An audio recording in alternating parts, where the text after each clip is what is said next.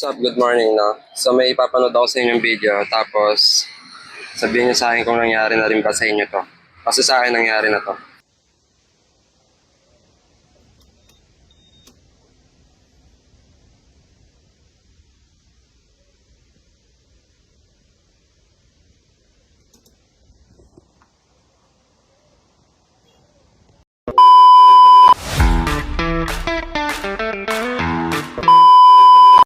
So yun na, dun sa video, base sa pinanood nyo, nakikita nyo na nag-stop yung ilaw niya kahit nakapatay yung susi or hindi umaandar yung motor.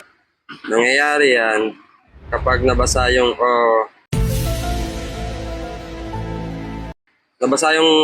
relay or nagkaroon ng contact yung positive at saka yung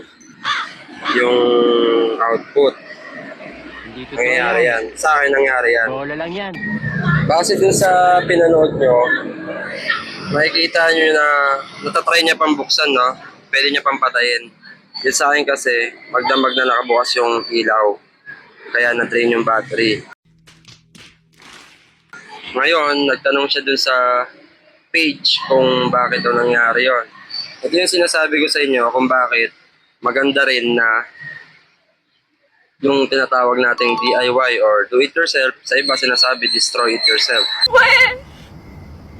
Hindi nga. Pero para sa akin, do it yourself yun. Bakit? Kasi kung ikaw ang gumawa, masusolusyonan mo kaagad yung problema. Wala kaming pakialam! Hindi kagaya nung sa kanya, nagtanong pa siya, pupunta niya pa ngayon ng shop. Papaliwanag ko sa inyo kung paano gagawin ang tamang proseso.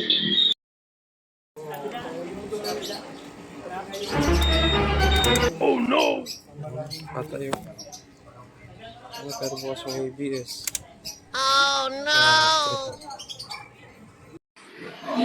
Una kong ginawa yan nung nakita ko ang bukas yung ilaw. Binuksan ko muna yung motor, sinusian ko, tapos pinatay ko muna siya sa switch. Pagkapatay nun, tinesting ko kung okay pa, kung mag-start pa. Pero hindi na, na-drain na talaga yung battery ko. Ang ginawa ko, pina-charge ko muna sa pinakamalapit. Pina-charge ko muna yung battery ko. A few moments later.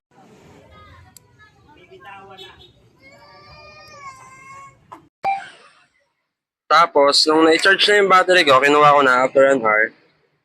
Ang nangyari, may voltahe siya pero unstable. Makikita nyo dyan sa video, walang spark kahit na na-charge na. Ngayon, ang ginawa ko, sabi ko, baka kulang lang ng ground. Tinesting ko naman, kumuha ako ng body ground. Nagdagdag ako ng body ground. Yan, tinesting ko, gumana naman siya. Maandar-andar siya. Okay na. Ito. Nahirapan mo ako. Search lang tayo. Tulad nga ng sinabi ko, unstable yung voltage niya. Kaya nangyari, may time na bigla-bigla lang na namamatay. Kala ko okay na yon. Ang ginawa ko, hinanap ko muna yung problema kung bakit nag-stack up yung ilaw. So, binaklas ko muna yung pinagkakabitan ng mga relay. Hinanap ko muna, tapos tinanggal ko muna yung relay na damage. Tinanggal ko muna. Bago ako bumili ng battery. Bakit? Bago ako bumili ng battery, tanggalin mo muna yung problema. Kasi kung papalit ka lang kaagad ng battery, mauulit lang yung nangyari. Yes, yung stock na. 774A4K. Ito papalit natin. GS yan, di ba? Heard by GS. Phantom.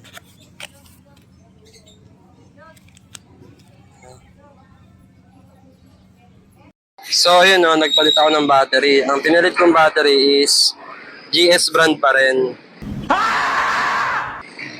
Pero, GS company pa rin. GS company, pero yung brand niya, iba lang.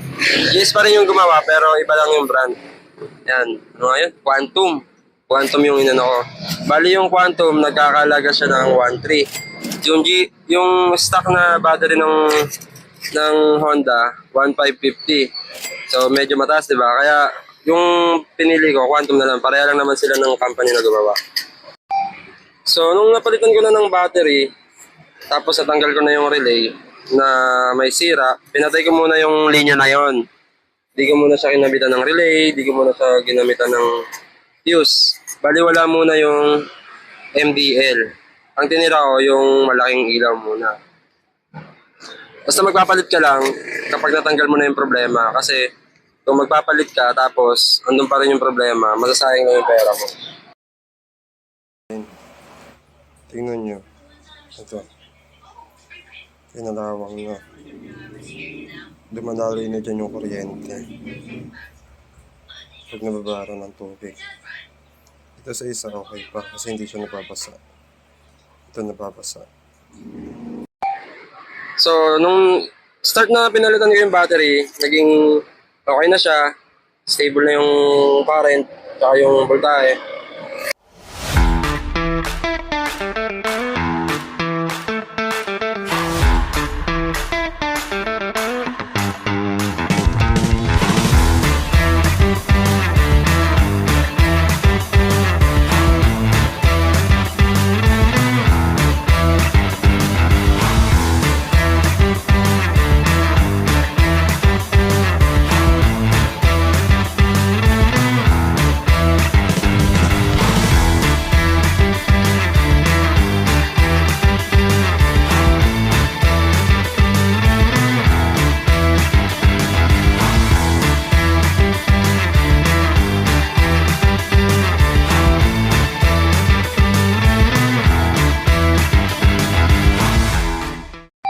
Bali, ito yung pinaka-summary ng lahat-lahat ng video na nakita nyo. Pag naka-encounter kayo ng problemang ganon, una, alamin nyo muna kung ano yung problema, kung bakit nagkaroon ng ganong problema. Tapos, pangalawa, tanggalin nyo yun, yung problema. Pangatlo, solusyonan nyo kung kaya bang resolbahan pa. Tulad ng akin, ginawan ko ng paraan kung kaya pa ng battery. Kung kaya pa ba ng battery ngayon. Hindi na talaga lagi namamatay, kaya pinalitan ko na ng battery. Yung, ewan ko sa iba, may mga napapanood ako, may ganong pangyayari. All goods naman. Siguro, wala pa silang accessory na nilalagay, talagang kulang lang sa body ground. Yung akin kasi hindi na kaya ng body ground, palitan. So, yun lang, no? Sana may natutunan kayo sa ginawa kong video.